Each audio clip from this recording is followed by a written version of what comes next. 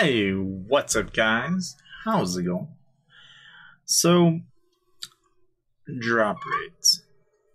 Now, I don't know if you guys have known about this, but I thought I'd go ahead and make a video about it. But essentially, we now know what the drop rates are for anything to events, to chests, to VIP quests, monster hunting drop rates. There's even mystery box drop rates, pack drop rates, monster bonus chests and such. Even essences have a drop rate, apparently. And, well, the cool part about this is that now I can officially tell you guys, kind of like, what are the odds of getting, say, I don't know, relocators? Are you more likely to get them with level 3s or level 4s? Well, I can answer that for you. It's actually level 4s. You get 1.76% chance on a level 4, but a level 3 gives you 8.41% chance.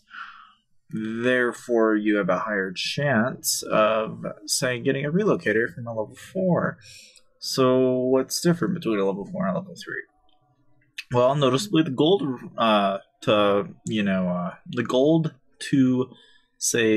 the gold rate between the level 4 and level 3. The level 3 actually has a higher gold rate. It's at 8.56%. It is 8.08% for level 4s. Noticeably, you'll notice that the research drop rate is actually marginally different as well, being almost 7.63% for normal, but 6.18 for level 3s, but 11.45 for research in level 4. So if you want speed ups, level 4s are in fact better for that as well. However, this is where you'll start to notice even a marginal difference is the gem rate. You actually have a higher chance of getting gems than you do in level 4s than you do level 3s. However, in the chance of speed up healing and wall repair, you actually have a higher chance of getting those than you are in level 3s. Your hero chests are higher in level 3s than they are in level 4s. So there is that. Granted, you do have a 1% chance of getting random reloads as a level 3, but according to this, you have no chance of getting random relocators in level 4s. So that is something to keep in consideration. Now, what about level 5s? Now, of course, level 5s is kind of interesting because you do have a higher chance of getting shields in level 4s, and you have a marginal chance in level 5s. Now, Holy Stars, interestingly enough, you would think, level 4s would have a higher rate, but actually have a higher rate of Holy Stars in level 5s. And research, it's actually lower. You have a higher chance of getting speed up researches in level 4s than you do level 5s. What about gold? Same deal. You actually have a lower chance of getting gold in level 5s than you do than level 4s. What about resources? But that's where they get you. You have a higher rate of getting resources in level 5s than you do level 4s. However, where you'll definitely notice a difference is, you get 25% equipment, materials, and jewels on level 5s, but you only got 20% in the level 4s. So, all that can be said is that if you want materials, then you gotta go for level 5s. If you want, gems, relocators, shields, and gold, then you're probably better off going to level 4s. But obviously, gold is best in level 3s. And of course, looking around, you may wonder, well, what about level 2s? Well, actually, gold's higher in level 2s. Level 2s have the highest gold rate of all. So if you were in need of gold, now you know. And the same thing for resources, apparently, too. You have a higher rate of getting resources in level 2s than you do any other type. And for random relocators, in case that was something that you were looking for, according to this, random relocators have a slightly better chance to show up in level 2s. It's about the same, though. It's about 0.1% of a difference. I kid you not.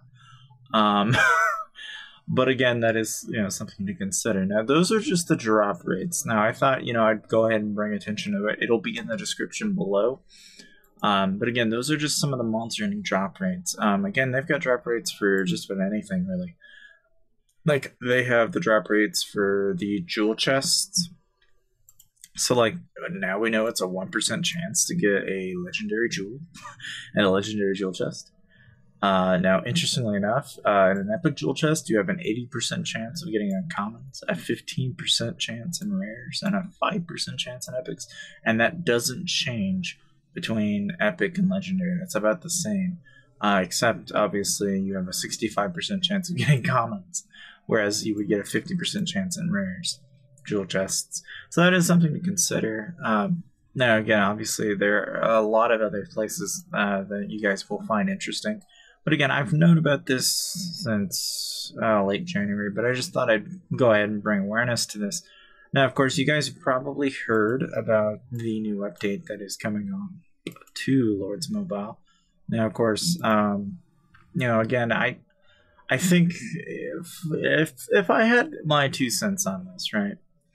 Like, what is my opinion of this update? There's a lot of things to talk about, like, in particular, I think maybe the most exciting, particular update is that now essentially guilds, should you join one, that is, of course,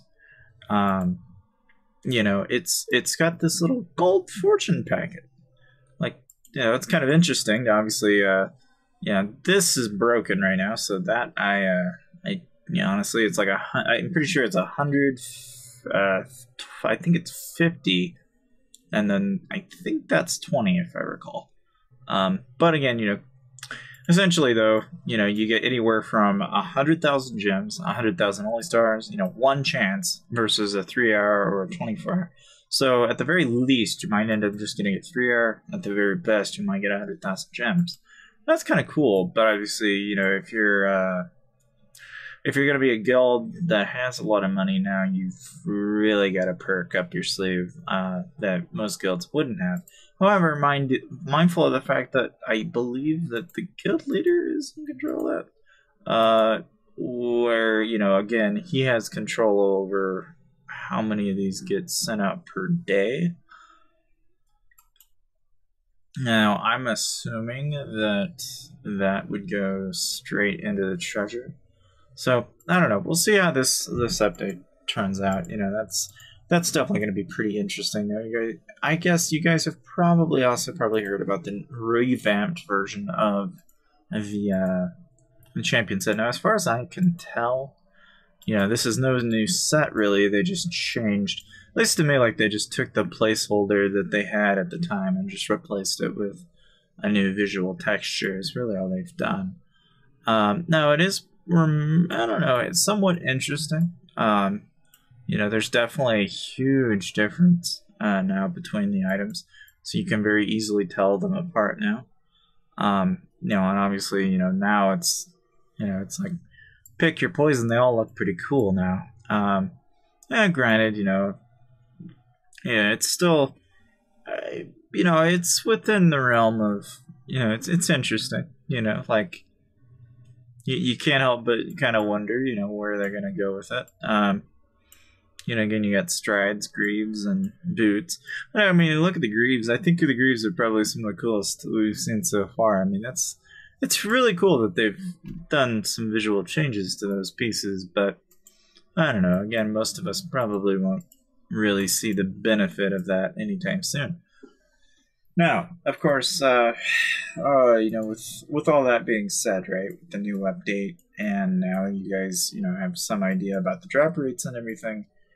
I also wanted to go ahead and just kind of discuss, KVK. Now, again, I think, when it comes to KVK, I've learned a couple of things. It's, to be quite honest with you, when it comes to KVK, especially depending on the kingdom, you might end up getting paired up against a kingdom that is completely inactive. Now, that is kind of a shame. I think almost anybody and everybody usually says, oh man, really? Seriously, I don't wanna. Well, here, let me express one thing that you guys can do, and this is something that I've picked up on as of late that makes the game at least somewhat bearable. And the time of a day kingdom will KVK, where it's only 1 versus 1, right? One way you can really spice up a KVK like that is, well, pretty much start picking up on, well, for example, we're no fantasy and so maybe instead of just fighting your enemies in your kingdom, maybe you fight your friends as well. And I say this because when you really don't have anything else to hit, you might as well. I'm sure some of you say that's counterproductive, but when you're in a dead kingdom, it's really the only people that are scoring points are going to be the people owning the bases and those killing the other players. So if I just marginalize and take out the characters in the running, right? So it's just my guild and then nobody else, and they don't have any troops to lose, then my eminent kingdom isn't going to get any points because they have nobody to zero. And I don't know. That's kind of the going strategy that I've got going for this kingdom right now, is that you just kind of walk away with trashing whatever you can on the way. Well, of course, I don't know. We will end up seeing how KVK turns out. We'll decide whether we want to do that or not. But it is something to do in case you're just bored, like myself. And of course, on the topic of, like rallies in particular, I've noticed a lot of people have, kind of been looking for advice, or at least some idea of like how to do rallies and such. And again, this will be in the description below, but I recommend using something called Wii Gamers. If you haven't used it, I recommend it. And to be honest with you, like what my guild does is that, yes, we do have Wii Gamers. We use it as a way of getting a hold of our other teammates in the guild using the Siren feature. But we also use Line. Now, interestingly enough, I put a combination of Line and also Wii Gamers together, right? So you have one form of communication where you were able to, if you so choose, you can store countless amounts of communication, in Wii Gamers. In fact, what my guild does, and this is what, currently we use Line for now, is, the beauty of something like Line, and even in, like, Wii Gamers, and you could use Wii Gamers this way too, is you can create yourself libraries. And what I mean by that is that you can essentially bring in, say, 5, 6, 7, maybe 10, 15 guilds, however many guilds you want. And suppose they're your allies, you can have everybody kind of create a police state worth of information. Get reports on all of your enemies, get countless amounts of reports and then have them in a library. And have, a constant idea of just what the troop compositions are of your enemies. And then, at a moment's notice, bring your allies and your guilds together and create basically a super guild at any given time. So should I find out that, oh, this guy here is not in war gear, I can then determine, at what hours of the day is this guy online. And I can keep track of it because we've got, countless numbers of people that are on at different parts of the day that can say, well, yes, he was online, or no, he wasn't online. And you can get an accurate report of, like, how often these people are online and what parts of the day. And when you can see that they're not in war gear and that they appear inactive due to the fact that we keep not track of just the helps that they're also doing, because again, that's one way of keeping track of somebody, but also, we're keeping in track of not just their, that particular member, but also the active, members of their guild. In the case of a dead kingdom, we end up having to deal with the fact that one guild is ultimately the only target. And because of that, they often get very used to, patterns. So what I recommend when you have a guild that, I want to say, runs, you put a rally on them, they know that you usually attack them during this time, and they, want to run, right? Because they know they're going to get rallied. And one way of doing this, and this is what I call spoofing, is essentially get yourself a group of people, be able to set up not one, not two, but maybe 3 rallies into 3 different guilds, and set them up into 3 different places, and they have to decide which one to reinforce. And the trick to this strategy is that by doing that, you're forcing one guild to have to divide their forces. And what we like to do is essentially figure out who is reinforcing and where, and then determine based on those reinforcements. If the said target doesn't have anti-scout, we can scout and figure out what the reinforcements are, and we can kind of actively keep track of, because these guys aren't in line, we can send a 1-troop rally, but the enemy will never know. So they're always constantly guessing. So they may port, they might random, they may do everything they think they can do possible to annoy us.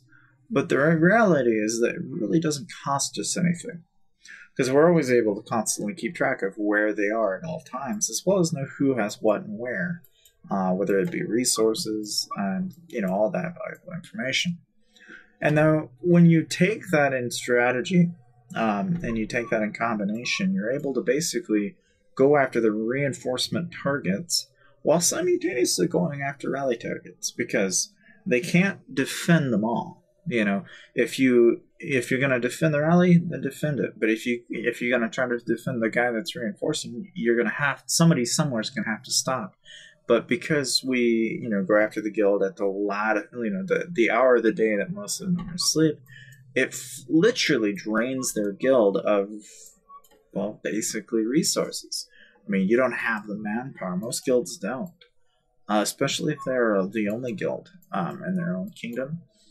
And repetition is key here, because eventually the people that reinforce will get zeroed.